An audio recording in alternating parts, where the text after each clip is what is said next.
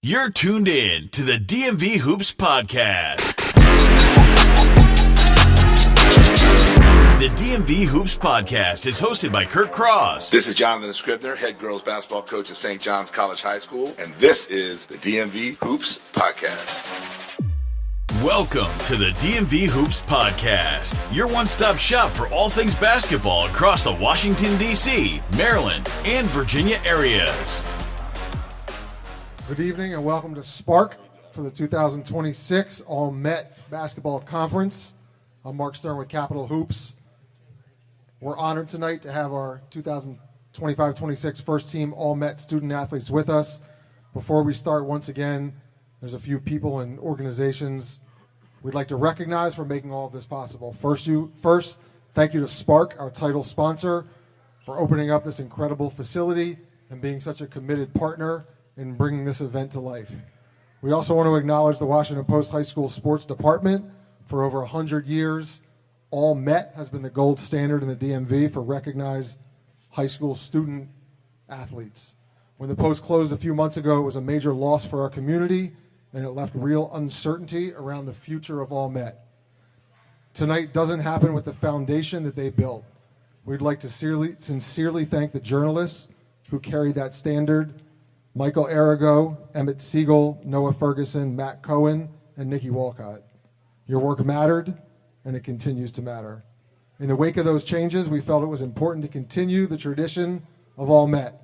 So we brought together a committee of respected media members across the DMV who truly know this entire region.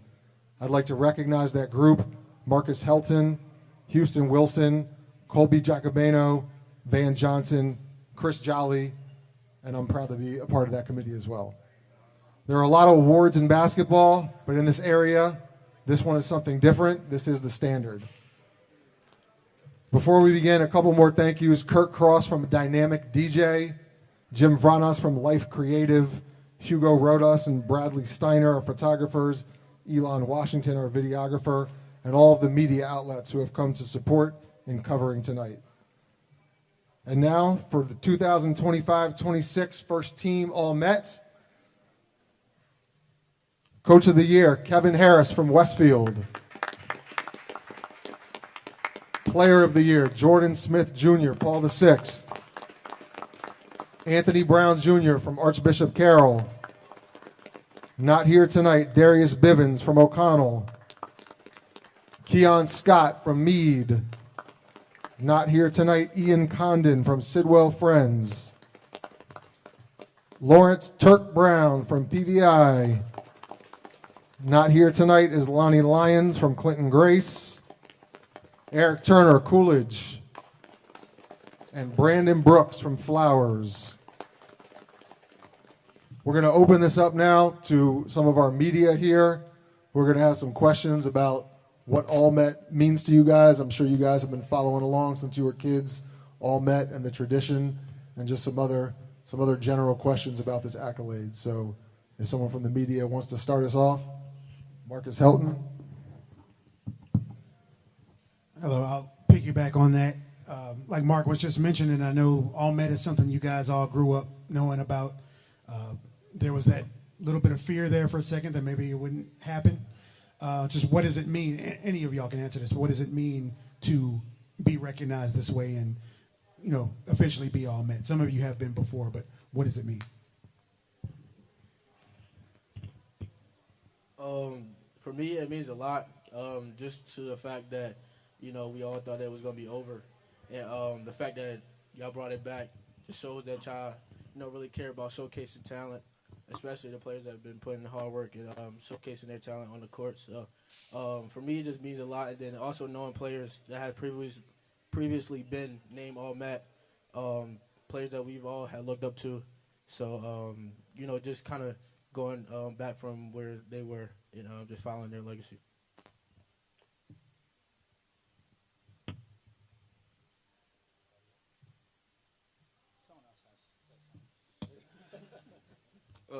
Just piggyback off what Turk said. It means a lot. I think everybody, probably put their head down once we thought, the legacy was over. I think everybody around me grateful that, you guys bring it back, and it means a lot. being all Met is something that you can hold forever. Something you can tell your kids. So, you know, it means a lot. Anybody else? All right, I'm just going to ask just a random question.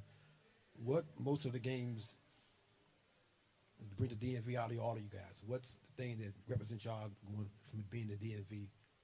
What does it entail, pretty much? I can say coming from DMV, everybody dogs for real, and I feel like can't nobody like stop the show that we put on for real. You know, being from this area, everybody knows that it's a guard-heavy area, and knowing that going into every night it's going to be a dogfight, being able to compete against these guys these 4 years has been a blessing. And, you know, being able to, you know, go through these games knowing that you got to be a dog in order to compete is just been a great thing. I just want to say it's a very talented area. No matter, like, who you playing or, like, where you playing at in this area, it's going to be, like, talent. You're going to get competitive. So, like, when you're from this area, you're going to be competitive no matter what. And, like, when you're from this area, you prepare for, like, the whole country. So, like, there's a lot of talent in this area.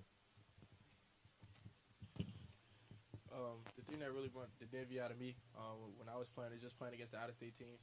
You know, everybody feel like, you know, DMV don't have the best Hoover, so every chance I got to play somebody out of town, I just want to put on for DMV. All right, this is for you, Jordan. Obviously, you know, PVI's had a rich history, a lot of, you know, some all-Met players. Just kind of talk about what it means to you now to win the Player of the Year honor.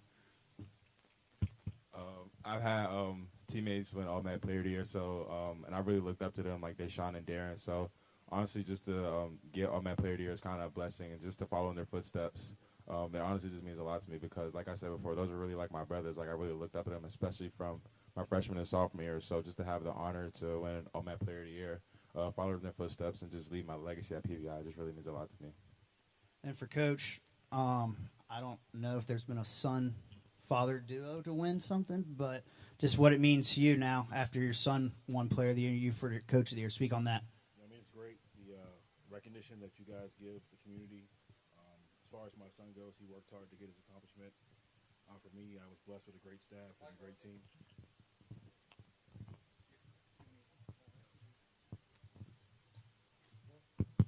Yeah, sorry. I was blessed with a great staff and a great team.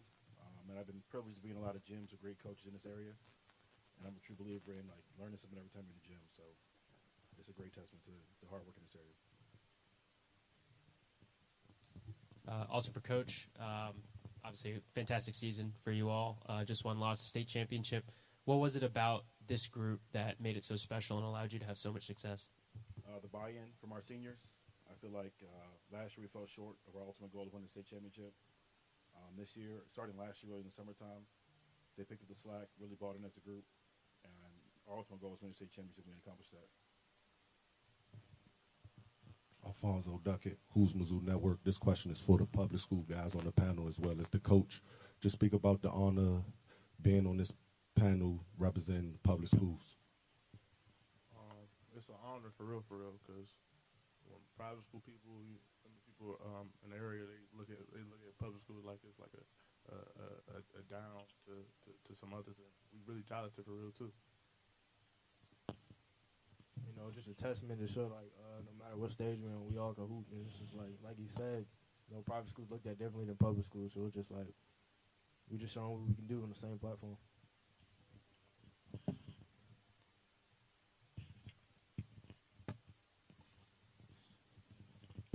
It feels good to be up here as a public school kid, because, like, a lot of people in public schools don't really get this recognition. And I think from public schools in my area, it was only like 2 or 3 that I know of. And for Coolidge, I was the first one to be an all-Met, so I just made history.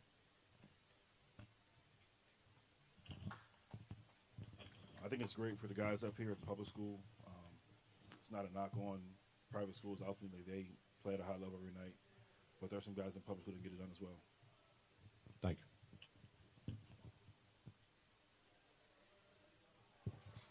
Mamadou here with Capital Hoops. This is for Jordan. Jordan, obviously, you just had an all-time PVI career. You know, one of the best players in the country. Just tell me a little bit about the in and day, like the day and out pressure. You know, being one of the best players. Just tell me about the the life, you know?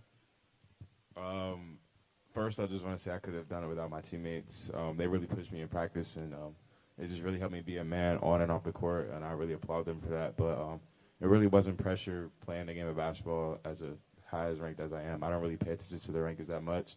So I really go out and play the game, prepare every game as like I'm not ranked or just like I'm a regular basketball player.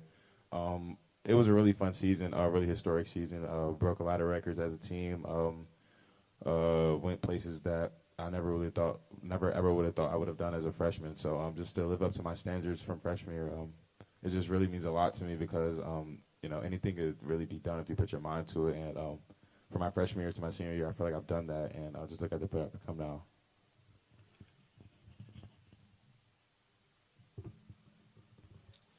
Aaron Proy, Prep Hoops, Maryland.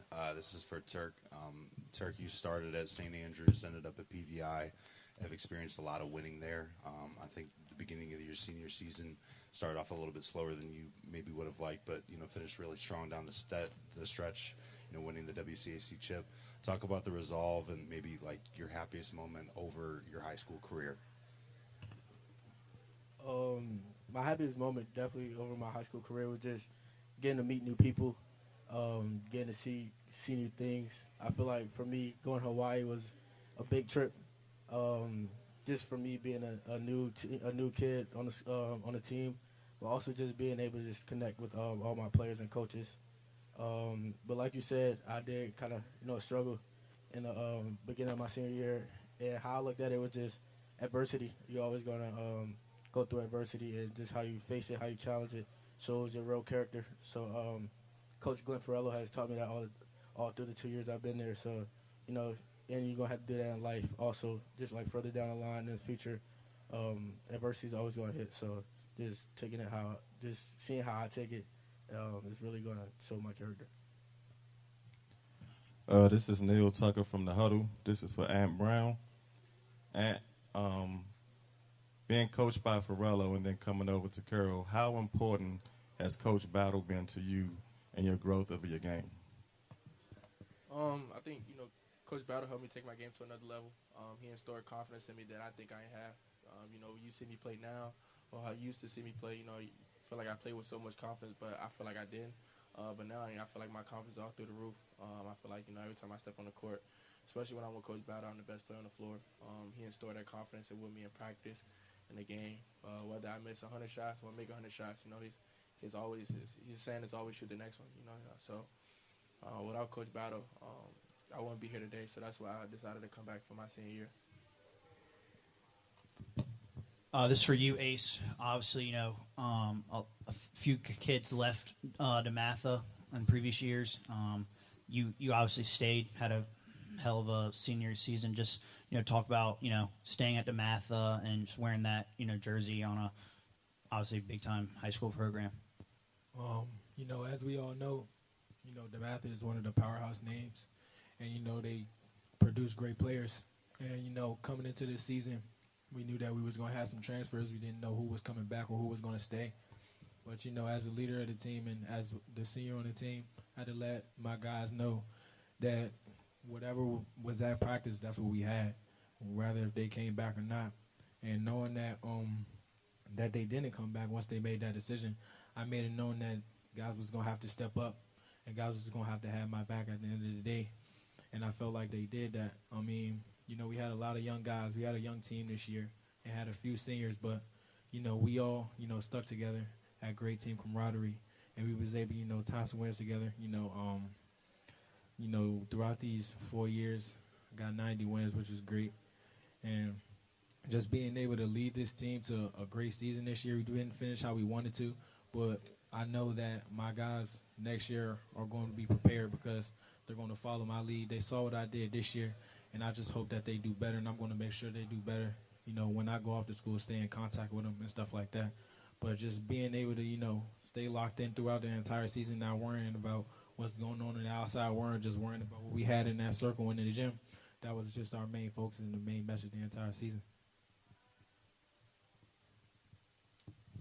For Ace and Jordan, obviously it's special to be first team All-Met once. You two are doing it in back-to-back years. what does it mean to you to not only have this experience last year, but then to repeat and join, a pretty exclusive list of people that have done it twice? It's truly a blessing. I mean, me and Smitty, we've known each other for a very long time. We know that we both work very, extremely hard. So, both of us getting this back-to-back is just it's a great blessing. Knowing that we put the work in, late nights, early mornings, it's just a great feeling to know that our work, paid off. But the journey isn't done, and we still got work to do to go on to the next level and more levels to come. I would just piggyback off what A said. It really is a blessing to get it 2 years in a row, and it really just shows that all the hours that you put into the gym, like, it can really be done. So really just trust your work and whatever you put in. Don't worry about all the good and bad days, because you just got to be consistent as possible. Honestly, just keep having fun with the game. Like, if you're not having fun when you're playing basketball, like, you're not having joy, then there's really no point of playing, because sooner or later it's going to become a business, then it's not going to become all fun. So honestly, just keep having fun, and then with the All Met, I'm honestly just blessed again, like Ace said. 2 years in a row, nothing more I could really ask for, especially that it's very prestigious. And how I looked at it as a kid, like, I grew up, looking at the newspaper for All Met, because I have friends that have been in the paper for it, and for me to get it 2 years in a row, I'm honestly just blessed. So. This is kind of for whoever wants to take it, but I think one of the coolest things about covering high school basketball in this area is you all know each other. Like, y'all have been training, playing together, like, different AUs, but y'all are all friends. But when you're on the court, it's a battle. Just kind of talk about what all of you guys can bring each other when facing, and how everyone can make each other better. When it comes to this area, like I said earlier, we all compete, and when it comes to these games, it's iron sharpens iron. So we know that when we all go to our schools that we are going to go to, we're going to represent the DMV well, because we played against each other for so many years.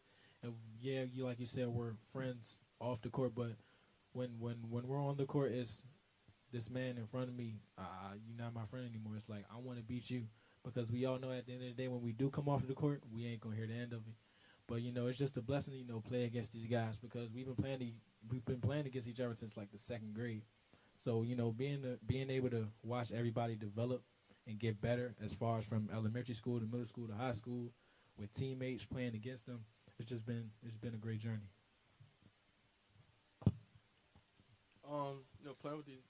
Playing with the group of guys, it means a lot. I feel like a lot of people thought 2026 class was a down year, and we proved everybody wrong. We have some 2027 guys up here, but I feel like DMV basketball just shows you how talented we are. Like, if every state, they have one or two teams that's really good, and when you look at DMV, we got 4 or 5. So just imagine if we put one or two teams together. Alfonso, who's Mizzou Network? Specifically, this question is for you, but you all could answer as well. What moment in this season do you feel as though you separated yourself from others? I'll probably say spring workouts. Just me and my teammates has been on the track. Just trying to get better, trying to beat that mile time. Some people try to finish within, but try to beat it or be 10 seconds faster. So I think that's what separated me. Just being ready on the track and staying game shape, because playing against these guys, have to guard, have to score. Like, it takes a toll on your body. You have to be in shape mentally and physically. So I think that's what really helped me separate myself. Thank you.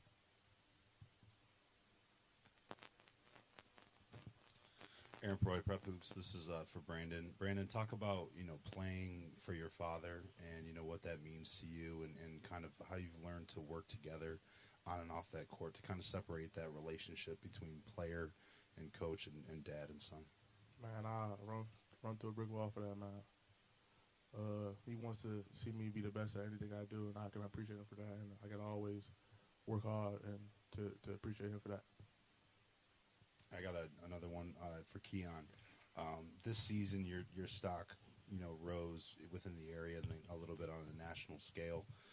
Talk about, what this year meant to you and how you're looking to capitalize on that momentum kind of leading into your 17U AAU summer. The season was really big for me. Last year I won Player of the Year, third team All-Met. Just coming in, it was a mindset that, I had to accomplish my goals. And first team All-Met was one of my goals coming back. Unfortunately, I had a setback in the playoffs. I got hurt, so I won't be playing this summer.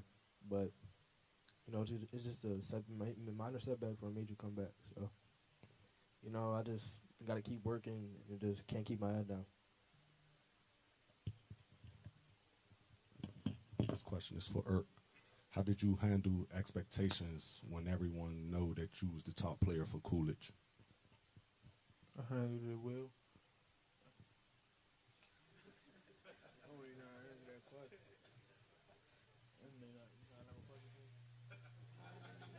How did you become a leader this year? Playing behind Quentin Cooper, Lafayette Williams, former DCIAA players of the year themselves. You watching them, how did you step into that role and become a leader for your team this year? I looked up to him my whole 4 years in Coolidge. And I looked up to Q for real, because I grew up with him, and he always told me right from wrong. And I looked up to Locke, too. Thank you.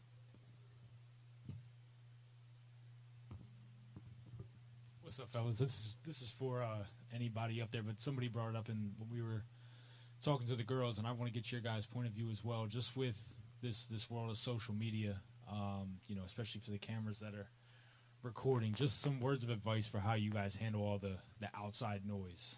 I think it's something that the older generation's probably like, hey, man, you guys just got to block it out, but it's a lot harder. It's a lot easier said than done, right? And, whether it be these, people behind fake accounts always posting stuff on your guys' page or anything like that, there's just a lot of outside noise that you guys as kids need to balance. And I just want you guys' word of advice for the next generation coming up. My advice would be just keep your goal your goal. I mean, yeah, they say don't listen to the outside noise, but sometimes you can, because that can make you better as well. As a small guard, it's a lot of flaws. There's a lot of things that people are going to say because of, some of the small guard size and, lack of athleticism. But, at the end of the day, you just have to be perfect. And as far as the social media part, I mean, it's advanced. So it's like, yeah, we're going to focus on it more because that's our brand, and we market ourselves on social media. Basketball has changed so much where it's just not basketball anymore. Everything is transactional. Everything has to do with money. So being able to use social media to boost our own brand and to boost our own market, it's just a great thing. But as young black men, we got to do it the right way. We can't just do it anyway. So being able to use social media to just market ourselves, but also be role models to the younger kids, it's a great blessing. I definitely agree with Ace, but just to add on, I feel like keeping your circle tight is a big thing. Just knowing who really supporting you. Nowadays, it's hard to really recognize that, especially with having success. So just those people that's been there when you didn't have success and when you had to work to get that success, I feel like is the biggest thing and listening to. But social media nowadays is definitely a disadvantage and advantage, but ultimately, social media is going to be with you when you're up, and then they're going to put you down. So just staying true to yourself, but also believing in yourself and having confidence in yourself. I look at social media as just preparing me for the outside world. Everybody going to have something to say, but, you don't need a reaction for everything. I think with me, just everybody is watching. You never know who's watching, especially probably most of us have so many followers or a lot of attention on social media. So I'm just putting the best version of myself on social media. Just everybody trying to make a name. So, that might be them making a name of trolling you or saying something slick on a comment. But, it's how you, use it. You use it as fuel. You use it as a laughing moment. It's just how you, want to go about it.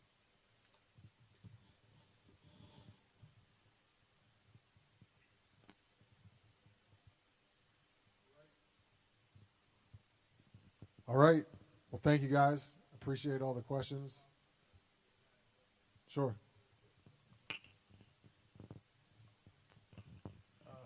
Darren McClinton with Spark.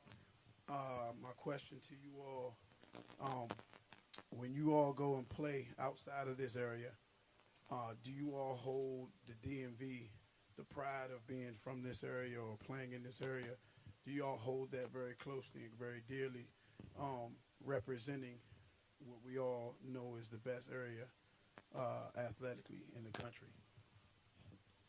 Just like I said earlier, going out of state or going out the country to play other states or other countries, just want to prove that we have the best hoop state.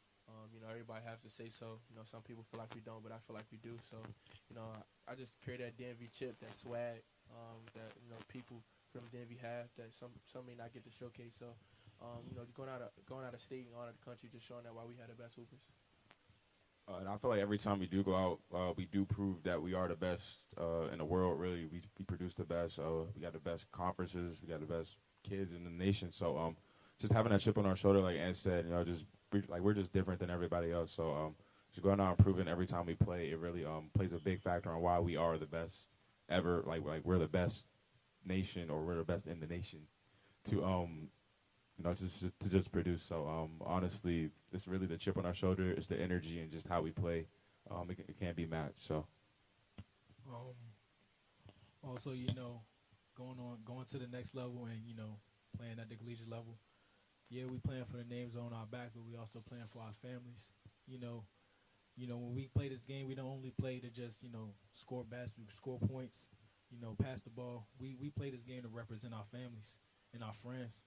We step on the court every game just to make sure that everybody know that we appreciate them, because that's really the reason that we play hard, is to represent our families, and so that basically we don't waste everybody's time for coming out to supporting us.